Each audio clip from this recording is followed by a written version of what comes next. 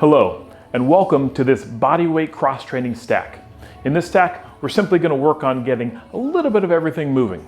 So with that being said, let us begin. We're going to start off with your lateral bear. So we'll get onto the ground. Push our hips up into the air and step. Now, when you're doing your lateral bear, I want you to think about stepping with your opposite hand and foot. And also be aware of how far forward your head wants to drift. Push through your hands to push your hips nice and high. And this is timed. 1 minute of everything with about 10 seconds to transition to the next movement. The timing is so that we focus less on getting through it, which means we can dedicate more time to doing it appropriately. It being whatever that movement is for that particular minute. You're doing great. We're almost there. 5 seconds left until we transition. Good. Stand on up. Next up is going to be our side squat, alternating side squat. Start with your feet together, then begin. Step out to the side. Try to reach your hand to touch the outer toes of the foot. Push off that foot, and then go to the other side. Now, I say push off the foot because it's easy to stand up and then drag that foot with you. So we want to, from the bottom here, as much as possible, push and generate a little bit of strength in that drive from the legs specifically. If we're not using the legs, the question is, what are we using? I'm not always entirely sure, so I like to focus on what we can do, and that way we don't have to worry about what we might be doing. Just side to side. Again, we're not rushing. Next up we have everyone's favorite, inchworms. So for the inchworm, we're going to start off, think about it in pieces. So the very beginning of the inchworm is simply a toe touch. As much as you can, toe touch. Then you walk those hands out, spread your fingers nice and wide. You could stop here at the push-up position, or you could continue on and challenge your body a bit more. And then when you walk with the feet, just try to do small steps. And we're looking to get your feet as close to your hands as possible, not as close as is comfortable. So you keep going, and at a certain point you're gonna fall. That's when you bring your hands out in front. This is the first block. What that means is, if you were to repeat this particular block, you would start with the lateral bear, then the side steps, side squats, and finish with the inchworm, and repeat those. Next up, we have your hamstring bridge. Let's get you down on the mat and begin. So the hamstring bridge, you would think that it's simply just pushing through the feet, but I want you to think about really pulling the heels towards you in order to engage the back of the upper leg a little bit more than you might normally do. We are not concerned with how high your hips go right now. Often, or most people, if they haven't been working on it, don't have a ton of true hip extension. And so what we feel like might be hip extension is actually back extension. And so what I want you to focus on, instead of this exterior goal of hips being super duper high, let's focus more on an interior goal or an action goal of pulling your heels towards you. And when you do that, you feel those hamstrings turn on, and that's all you really need. So this is the beginning of the second block. Just 2 movements.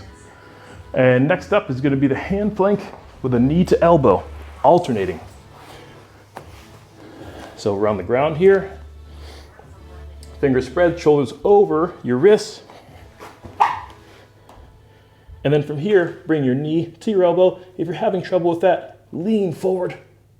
Hold here, inhale. Switch sides.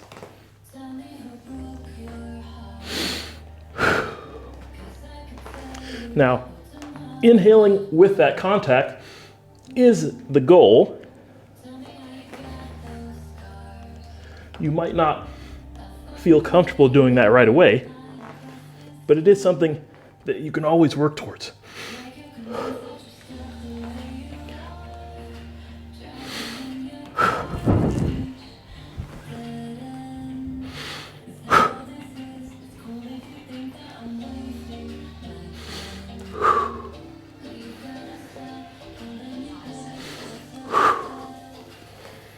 Nice work there. Next up, A-frame shoulder taps. So for these, we're going to get into our bear position and tap our shoulders behind our head and neck. So start off on hands and knees, hips up, tap, tap. This is a great one to build a little bit of overhead pressing strength.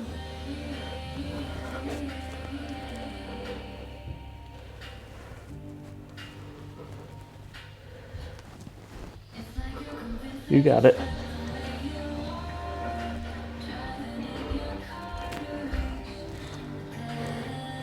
And this is sequence or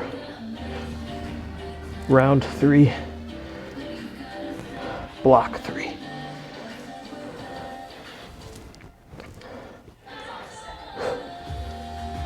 Nice work. Finish that nice and strong. Next up, long split squat. 5 seconds. I'm going to start with my right foot forward. Now I call this a long split squat because it's not just a normal distance. We're going for a little length. Touch the foot, stand up. We're not pushing back. We're just going to touch the foot, stand up.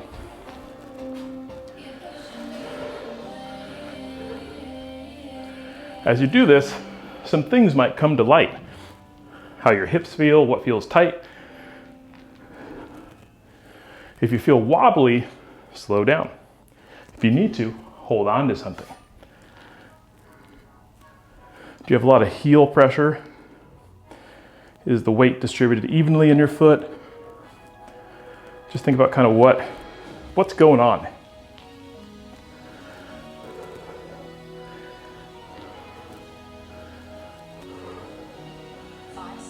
Almost there. And we get to switch sides now. Now the fun thing here is, since we're doing the other side, you can check on how different your sides feel. So I'm working through right now, a big toe issue. On my right side, I had a little accident. So my range on this side is going to be a bit limited because my comfort in pushing through that big toe is limited. We never want to move into pain. Discomfort's okay.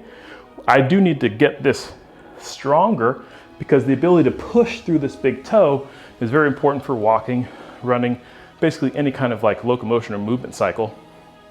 So I might not be going quite as deep, but I'm still working, just not as much at the hips level, but more at the toe and foot level.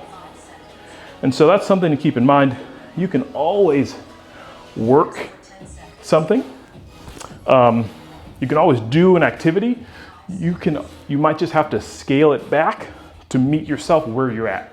And when you do that, you will be able to continue to make progress and hopefully feel less hindered by injuries and issues like that. So, hope this was somewhat fun. Feel free to cycle through it if you'd like. We'll see you next time.